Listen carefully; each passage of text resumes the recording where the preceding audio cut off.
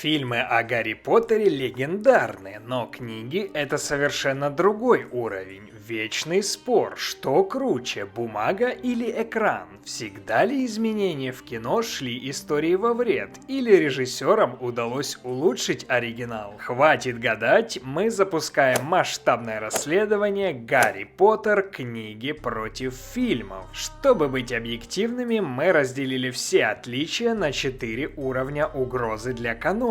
Серый уровень — мелочи. Например, в первом фильме Дамблдор гасит 5 фонарей, а в книге 12. Дадли получил 37 подарков или 38. Змея из Азии или из Бразилии. Это не влияет на сюжет, так что на таком мы зацикливаться не будем, а оставим преимущественно для заметок. Зеленый уровень — косметика. Измененная внешность, перестановка сцен или новые персонажи. То есть то, что реально меняет восприятие истории. Желтый уровень — серьезные отклонения, важные вырезанные моменты, добавленные сцены или сильные изменения в адаптации. Красный код — удар по лору, критично важные упущенные сюжетные линии, откровенная отсебятина и филлеры, которые, как мы выяснили, часто пихали в фильмы только ради улучшения видеоигр. И так как почти каждый фильм, кроме последнего, сопровождается темой букли, она и будет извещать нас об очередном изменении в лоре. Первый раунд стартует уже в эту субботу, 1 мая вечером. Жмите на колокольчик, чтобы не пропустить. А те, кому не терпятся, залетайте на Patreon. Там уже лежит ранний доступ и те самые арты, которые вас интересовали в комментариях. Благодарим за внимание и до скорых встреч!